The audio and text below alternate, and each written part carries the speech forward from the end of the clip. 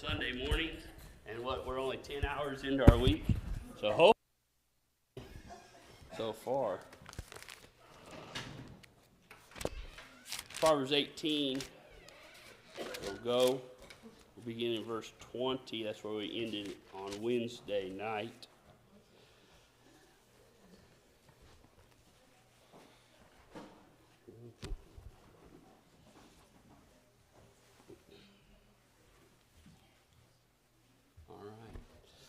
All right, Proverbs 18:20 says, a man's stomach shall be satisfied from the fruit of his mouth. And we're going to read 21 with it because both of these are talking about the mouth. Death and life are in the power of the tongue, and those who love it will eat its fruit. And so, you know, we've looked at a lot of Proverbs and a lot of repeating themes, right? And so we see the idea of a tongue here. And so we have to live with the words you have spoken, right? We say, well, other people have to live with it, but we have to live with it. And so a man's stomach shall be satisfied from the fruit of his mouth. What would be the fruit of his mouth? It has to be the words, right? The words. And so from the produce of his lips, you think about being fruitful, right? I think this is a principle that we need to realize. Go to Ephesians chapter 4 real quick. Ephesians 4. In Ephesians 4 and verse 29, we see, let no corrupt word proceed out of your mouth, but what is good for necessary edification, that it may impart grace to the hearers. Right? When we think about the fruitfulness of your mouth, what's a fruit? I'm not talking about apples and oranges. What are we talking about? Okay, what we say. What's that? Sweet words. Okay. Like the fruit of the Spirit, like gentleness, kindness. So we see in the second half of the verse, produce of his lips. A fruit is a benefit, isn't it? It's a blessing of the plant. Okay. When a farmer harvests corn, for example, in our area, what do they normally harvest? They plant corn and they'll harvest corn. Corn, and what part of the plant?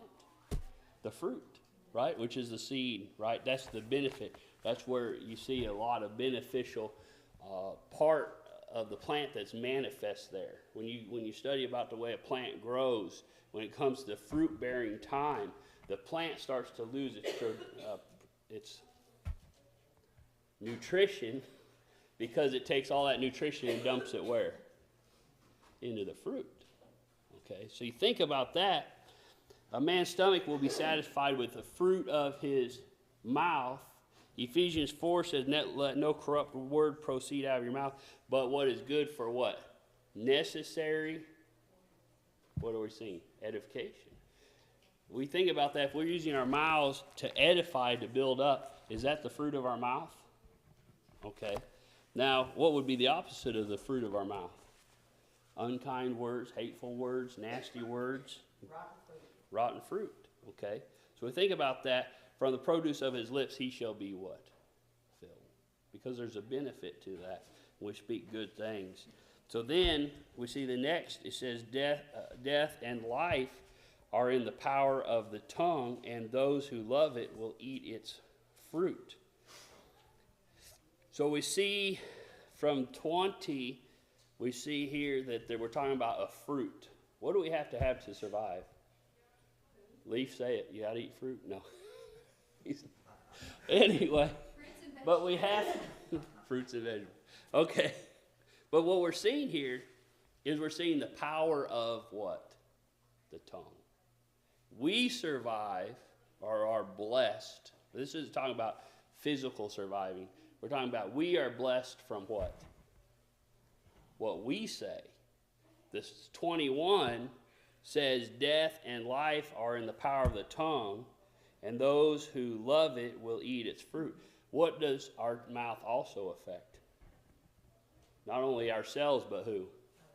Others, right? And so we see that in these verses, so we connect these two. And so we also realize the tongue is an outpouring of our what?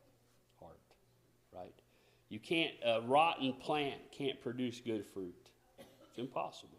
So we see that here. And those who love will eat its fruit. All right, any questions or comments before we move on? So if you haven't guessed, we're putting this in the section of the tongue. 22, he who finds a wife finds a good thing and obtains favor from the Lord. When we get into 19, we're going to see a similar verse also. When we get to chapter 31, we'll really spend more time talking about the virtuous woman. But he who finds a wife finds a good thing. I know in preaching school, there's several single guys. And the joke was, don't try to find a wife, find a single woman, make her a wife. Because the word here means woman, right? Translated as wife. And so what we're doing is we're finding someone that is appropriate for what? For wife material. Okay, he who finds a wife finds a good thing and obtains favor from the Lord. Go 1 Peter 3 and verse 7.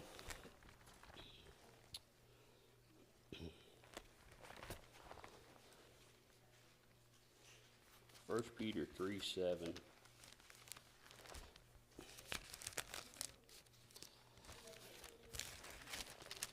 If you're there, go ahead and read it. Husbands likewise dwell with them with understanding, giving honor to the wife as the weaker vessel, and as being heirs together of the grace of life, that your prayers may not be hindered. Okay. What hinders a person's prayer? You say, well, you're the wife. It says it there, right? But who affects, in this world, who affects our faithfulness more than our spouse? Or unfaithfulness? Probably nobody, right? Okay. And so here, husbands likewise dwell with them with understanding, giving honor to the wife as unto the weaker vessel. What's he talking about? The proper relationship of marriage, right? Okay. What we're doing is we're talking about a relationship that's working together, okay? So he says, why?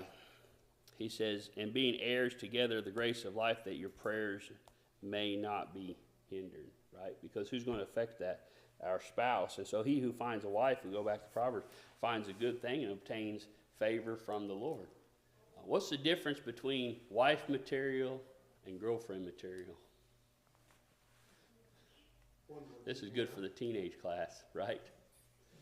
You know, when we were younger, you'd have somebody and you'd say, why in the world are you dating that person? And this goes both ways, doesn't it? This applies. Say, why in the world? Well, I would never marry them. Why in the world are you dating them, right? In America, They don't look at, teenagers don't look at dating, which is fine, as marriage material. yeah. They're just thinking of somebody that's fun and I like to be around, that kind of stuff. It's a They status. They're not thinking about a mature way of thinking of, is this someone I could spend the rest of my life with, or help me get to heaven? And most of us are beyond that point, except for, sorry, Brenda and Aaron, right? Yeah, you're just, your But- brain scrambles. But I remember in teenage class when I was younger, they said, in America, you're not going to marry somebody you didn't date. In other countries, it's different, right? Sometimes they have arranged. But in America, so if you're going to marry somebody that you have dated, why would you date someone who you would not marry, right? Because the dating process brings about emotions, doesn't it? And you start to get an attachment. Sometimes we get to attach to things that we ought not to. So here we see a blessing from God is he who finds a what? A wife. And I think the indication here, we're talking about a virtuous woman, finds a good thing and obtains favor from the Lord. That wife will bless us in our relationship with God if she's wife material. All right, any questions or comments? Where would we put this? Husbands and wives, I think, section 19 is where we need to put that. 23, it says, the poor man uses entreaties, but the rich answers roughly.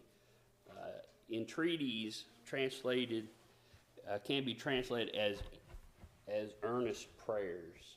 And the indication here is we're talking about the poor man has to petition. The idea of petitioning.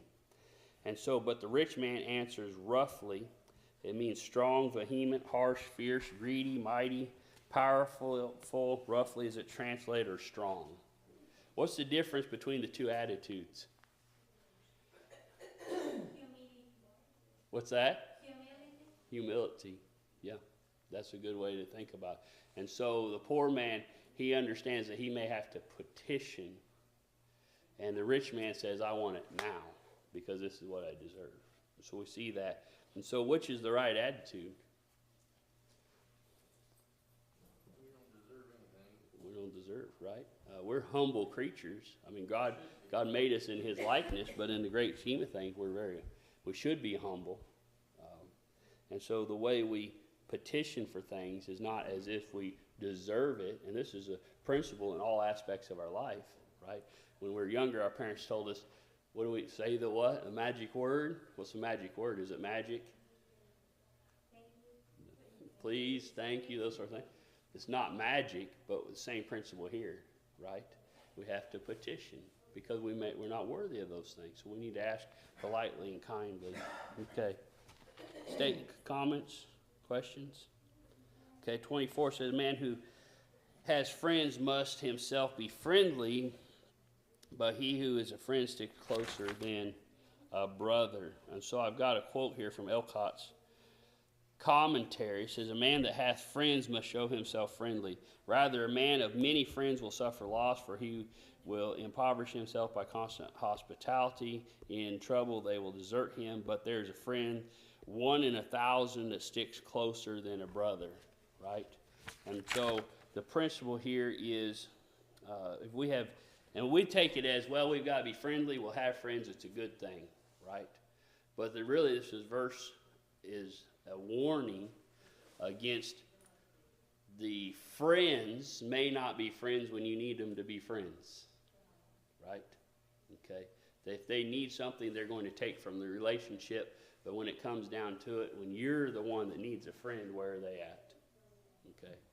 And so that's what we're talking about here. And so friendship is where we need to put this, and that is section 16, where we'll put that in our sections. All right, move on to chapter 19. Any questions or comments about 18? Yes, ma'am. That could kind of apply in the family as well. You know, like I married into Mark's family and it was huge. Mm-hmm. You know, 7 kids. Uh-huh. I had to be the one to go to them to be friends with Uh-huh. his family. Mm-hmm. They didn't have to like me, they didn't have to love me. But it was up to me to be friendly to them, to become a part of that family. Mm-hmm. And so it can also apply to family. Oh, yeah, we're talking about relationships. Mm-hmm. Yeah, yeah. And so, you know, and that's really the warning there is we need to make sure that we are part of relationships that aren't going to take away from us, right? And think about that. Did Jesus take anything away from us with our relationship? He doesn't. Okay, so we need to be careful about that. And so that's the same in that situation, right? There's some families maybe you shouldn't warm up to.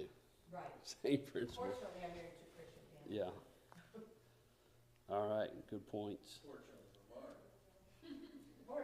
Mark, yeah. Or unfortunately. You're probably right. All right, verse 1 of chapter 19 says, better is the poor who walks in his integrity than one who is perverse in his lips and is a fool. And so we've seen a lot about, and we just a couple verses ago in chapter 18 talked about the attitude of the poor versus the rich, whether they will ask for something or demand something. And so when you think about the Sermon on the Mount, right? When Jesus gives the Beatitudes, you know, that was something I really struggled. The Beatitudes, right? But that's the attitude we're supposed to have. And so it took me a long time to really comprehend that, especially as a young person. I don't know if we explained that well. And so we look at that, the Beatitudes that Jesus was talking about. Here we have Solomon writing from the Proverbs. And has anything changed from the Old Testament to New Testament as far as attitudes? No. No, it hasn't changed. Okay. So better is the poor who walks in his integrity than one who is perverse in his lips and is a fool. And so again, we're talking about the character of individual, right? Would you rather be rich and a scumbag or poor and respected? That's really what we're talking about. Yeah, we should. Okay. And so integrity is what counts in the great scheme of things, isn't it? You know, you think about that at a funeral. A funeral is the conclusion. We say it's the conclusion of your life, but that's when people come together and who you were comes out, right? And so you go to a funeral and you sit in the seat and you listen to the preacher talk about the individuals. And I've been at funerals where I felt like maybe I was at the wrong funeral, or maybe the preacher didn't realize who was in the casket. You ever been there? Okay. You can sure know if the preacher knew the person. Yeah. You can sure tell if the preacher knew the person. Whether he knew the person or whether he's a liar, one or the other, right? But I mean, it's the same way with people in the community. You become a better person when you're dead. Mm-hmm. Talk about That's how true. good, how good of friends they were with They you. put Yeah. you up on a What pedestal. a wonderful person you were. And that's the thing, when I preached a few funerals. When you're there, you're not there to talk bad about the person, right? But you also can't grant them sainthood by what you say, right? So, Preach them to heaven. so some funerals are far more difficult than others because you're not there to drag a person through the mud, but by the same token, you know they were human beings, right? And so, And it also has to be hard for, like, unsaved person funeral, mhm. because sometimes their family's like, oh, they believed in God, they're fine, you know. Because I had that incident in my own family, and I'm like, you know, and finally, the preacher that was selected to do the funeral said, bailed me out. He goes, I'll take care of it, because he knew where I stood. Mm-hmm. Well, I was at a funeral one time, and I knew the fella, and his lifestyle was not that of a Christian. It was clear, and I was very surprised at the preacher, how frank he was about that individual's situation. And I respected the guy. He wasn't demeaning or something. We said we had lots of spiritual conversations, and he said, I don't know, what the outcome was, right? And so anyway, it's an interesting situation when you think about that. So integrity is important. And so integrity is important on this earth among people, but what's also important? Integrity is going to determine where we go eternally, right? Whether we're Christian or not. That's the facts of the matter. So anyway, maybe we should put this under the nature of God, section 8, because that's what God requires, is to have integrity like he has integrity. All right, verse 2 says, also it is not good for a soul to be without knowledge. He who sins, who hastens with his feet. And so, Lauren, you have your ESV with you this morning.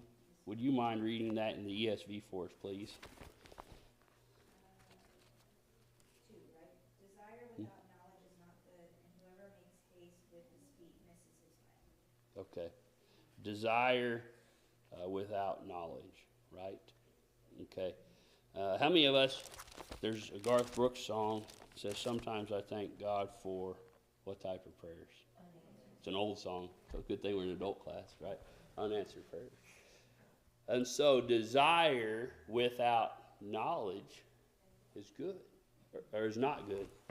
And so we think about that. How many aspects of our life does that apply to? You know, they say be careful what you ask for. Because you might get You it. might get it, and That's it might right. not really be what you That's wanted. right. I think, is that where the Holy Spirit chimes in and it's like, it doesn't really mean that. I mean, In Romans 8, Romans 8 says, we'll read it here in a second. Intercede, right? Yeah, he intercedes for groanings which cannot be answered.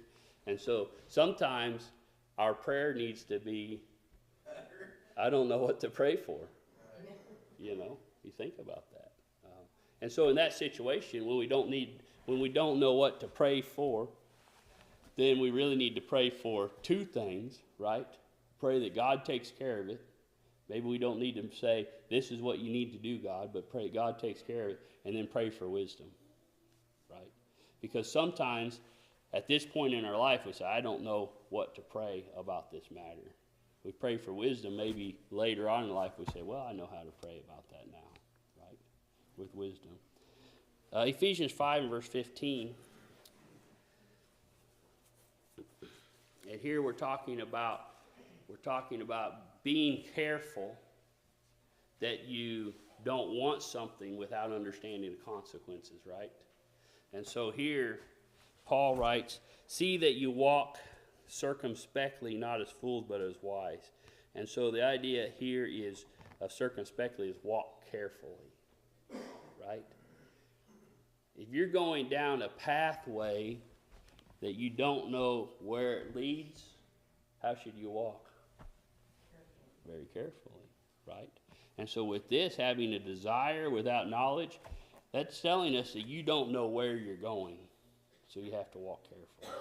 And so maybe if we don't know where that path leads, maybe that's not a path for us. Don't take off running down it. Don't take off running down it, right? Till we have enough wisdom, discernment, knowledge to know.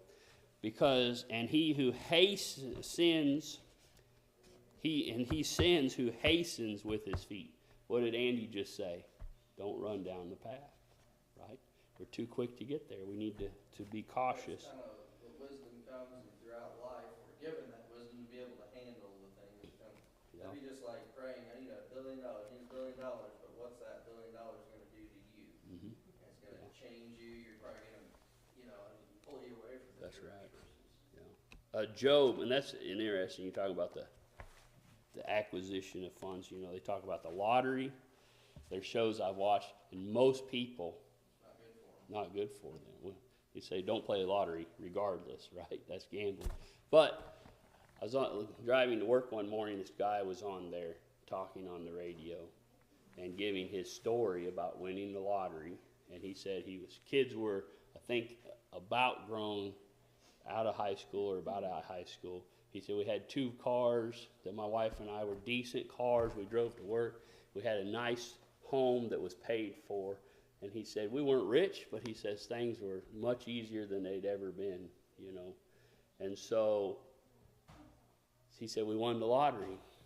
And he said I had friends and family come out of the bushes that I never knew I had until this happened. And he said in less than 2 years, he said, of course, we got a bigger house and we got nicer cars and all these upgrades. And then at the end of 2 years, he was bankrupt, lost his house, lost the cars that they had, and had nothing left over. And, I think he said they quit their job that had retirement attached to it at the end of it. And he says, I was near retirement age, several more years. And so he said, I was far worse off than before I began. And then he said, we figured it up. He said, I spent about $30,000 a day for 2 years. And so anyway, you think about that. And so he was running down a pathway he had no knowledge about. And so we go back and we think about Job. And I say this because Job was a wealthy man. Justin mentioned wealth, right? Job was a wealthy man at the beginning of the book. Job didn't win the lottery, right? He may have received an inheritance, but for him to remain wealthy, it was based upon wise decisions, right? And blessings from God.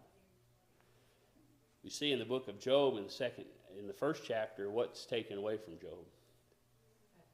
Everything. And we've talked about this, maybe Wednesday or the Wednesday before. Everything was taken away. You get to chapter 42, what was given back to him? Twice as much. Now, the question is, how did he get it back? Okay.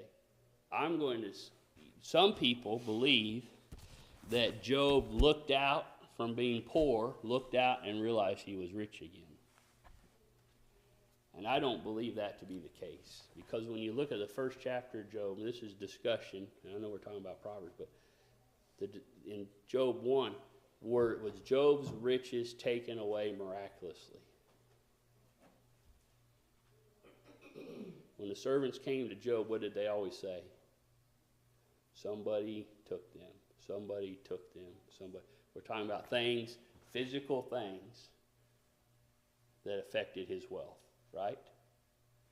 So for Job to get it all back, I don't necessarily believe that Job looked out and all of a sudden, just like the children, he had 10 more children, right? Did God just, Job look out in the yard? Hey, I got 10 more kids. Well, Job's wife, what was her part in all this? And so I believe his wealth was the same way. I believe that he had to build his wealth back up. God blessed him in that, but it wasn't something that happened miraculously. Anyway, how did we get there from verse 2? All right, verse 3 says, the foolishness of a man twists his way, and his heart frets against the Lord. And so, we think about a twisting way. What's the difference between having a goal and a focus and walking towards it, and having a way that's winding and meandering? One's gonna be a lot quicker now. One's going to be a lot quicker. Okay. A foolish man is a man that twists his ways back and forth, right? And so he'll also do what with God? He's wishy-washy individual. Would you mind reading this one, ESV too? I'll also have a note for this. Worded better in ESV. Lauren. Verse 3. When a man's folly brings his way to ruin, his heart rages against the Lord. Okay. And so we see here, what is he focused on God? No. No, but he's mad at him in the end. He's mad at him in the end, right? Okay.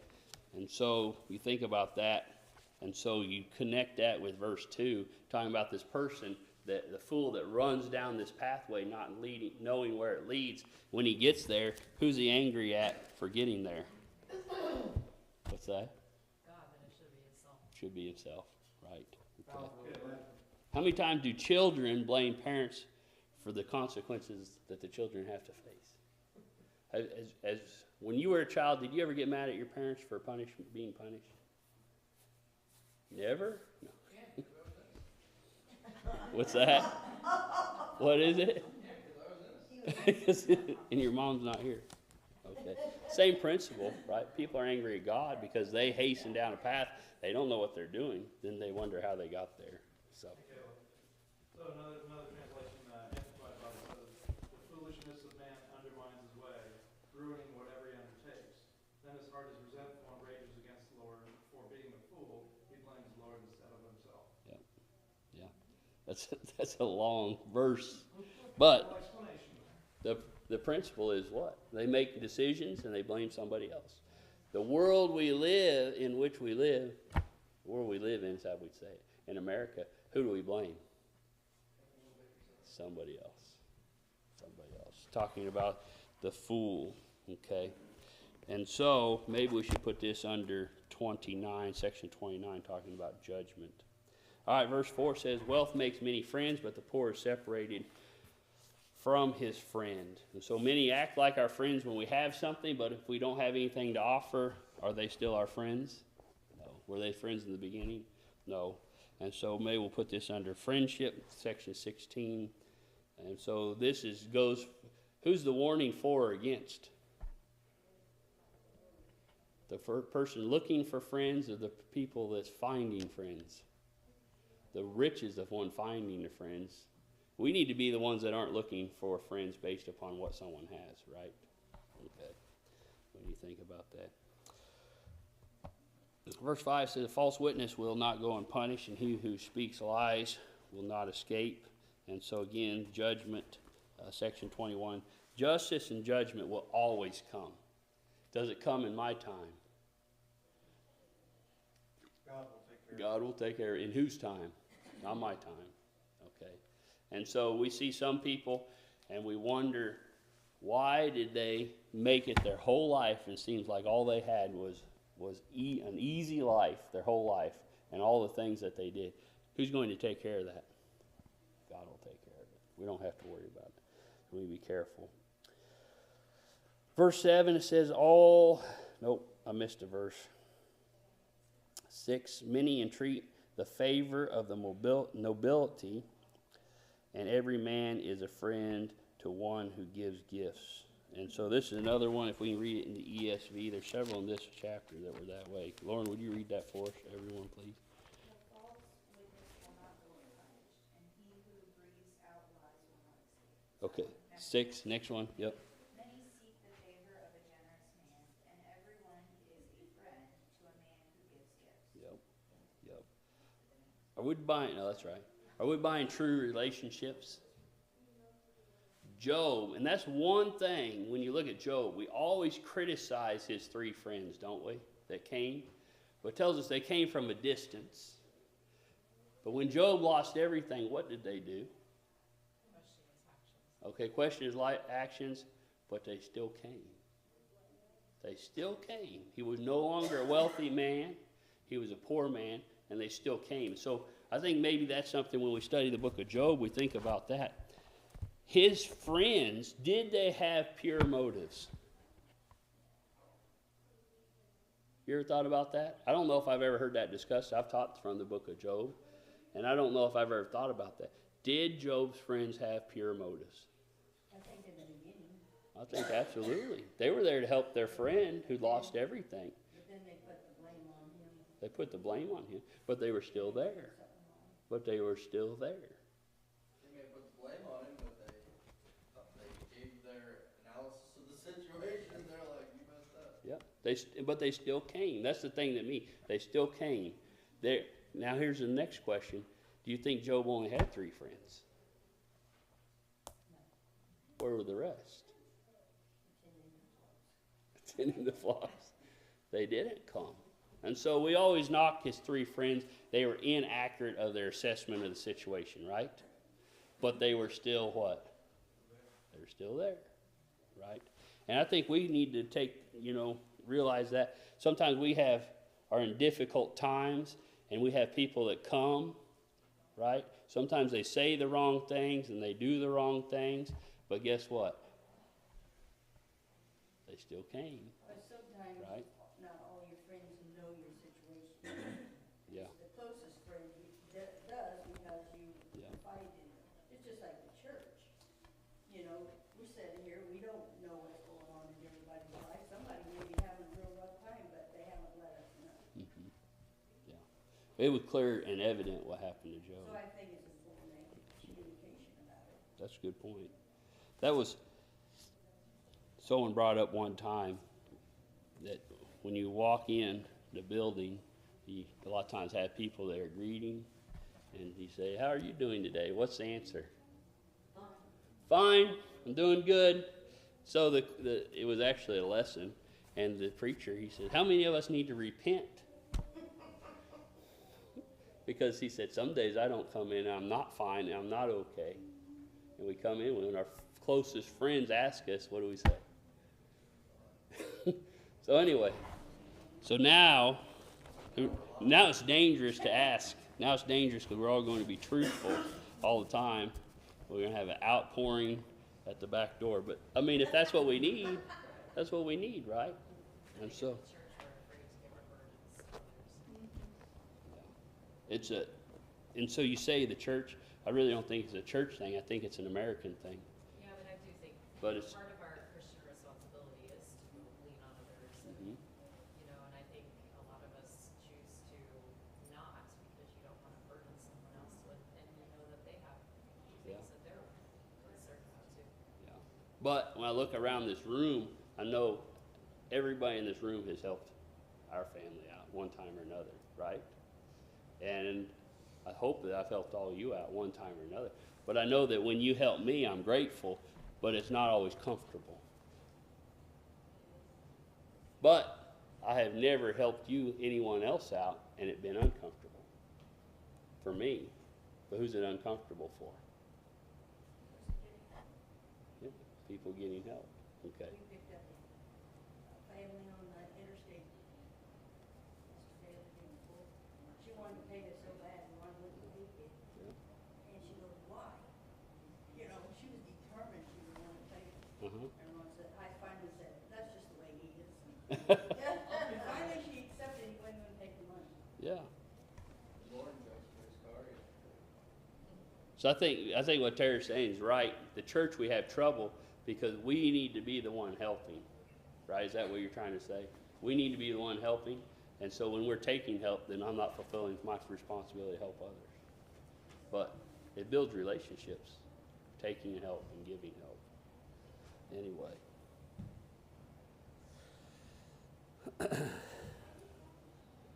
Verse 7 says, all the brothers of the poor hate him. How much more do his friends go far from him? He may pursue them with words, yet they abandon him.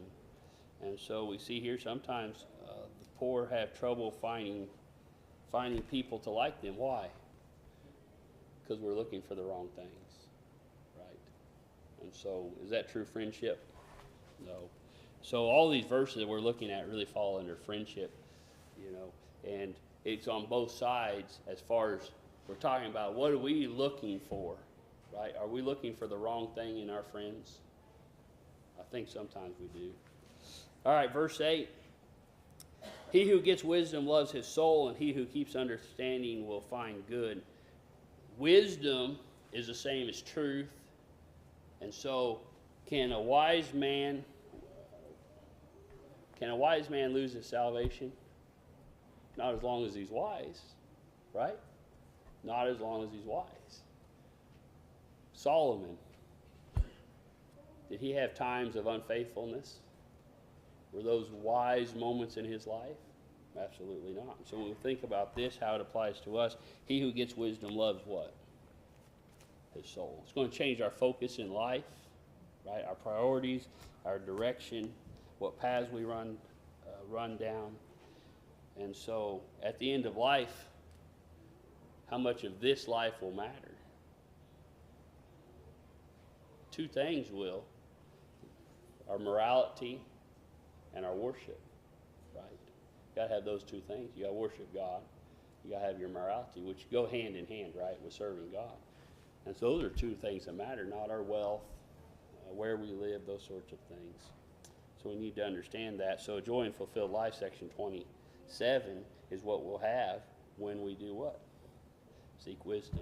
All right, verse 9, we'll end here. It says, false witness will not go unpunished, and he who speaks lies shall perish. What do we have here? Another verse against what?